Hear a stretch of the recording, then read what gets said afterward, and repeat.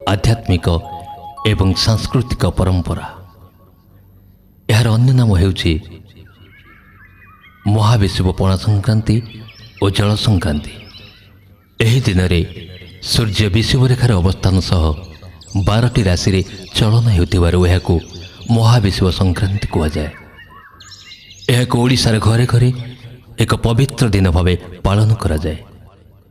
तेणु एही संक्रांति रे घरे एवं देवालय मानकरे स्वतंत्र पूजा पाठ आयोजन करा जाइथाए। कदली, छेना, नड़िया, बेल, आंब, क्षीर एवं विभिन्न फलर मिश्रण द्वारा पणा प्रस्तुत करा जाए।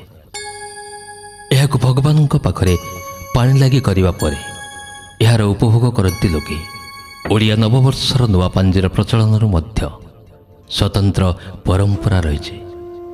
पुरी श्रीमंदिर रे मध्य पांजी अनुकूल करा जाए। एहा सह एही पवित्र